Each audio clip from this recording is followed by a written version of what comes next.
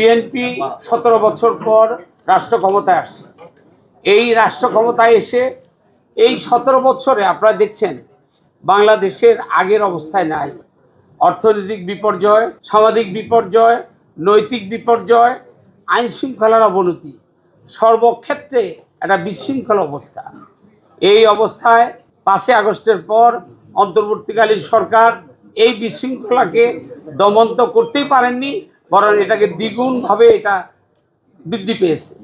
সেই অবস্থায় এই সরকার ক্ষমতায় এসে তাদেরকে প্রথম দায়িত্ব হচ্ছে আইন শৃঙ্খলা পরিস্থিতি নিয়ন্ত্রণ করা, দ্রব্যমূল্যের ঊর্ধ্বগতি নিয়ন্ত্রণ করা, জনজীবনের স্বস্তি আনা, অর্থনৈতিক উন্নয়নের গতিধারা তৈরি করা।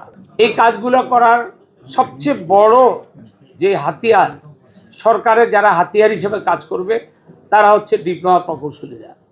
কারণ সরকারের বিভিন্ন সংস্থায় যারা এখন নতুন নেতৃত্বে আসছে তাদেরকে আমাদের কাজ দিয়ে আমরা বুঝিয়ে দেব যে আমরা ডিপ্লোমা প্রকৌশলীরা আপনাদের সাথে সার্বিকভাবে উন্নয়নের জন্য আপনাদের পাশে থাকব।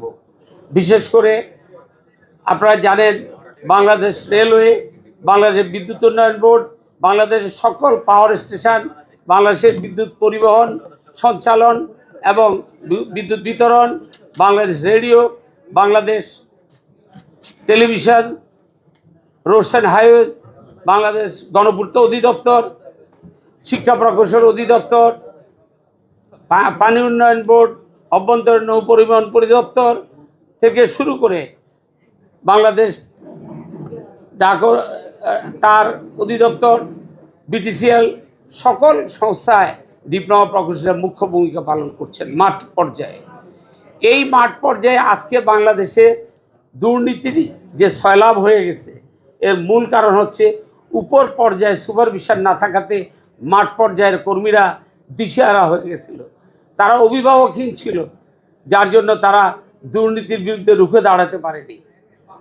এখন আমাদের সময় আসছে আমরা প্রত্যেকটা কাজে, যেমন রোডস অ্যান্ড হাইওয়েজ বলেন, পিডব্লিউডি বলেন, রেলওয়ে বলেন, পানি উন্নয়ন বোর্ড বলেন, প্রত্যেক জায়গায় আমরা মাঠ পর্যায়ের কর্মীরা, মাঠ পর্যায়ের প্রকৌশলীরা সকল অপচয়ের বিরুদ্ধে রুখে দাঁড়াই।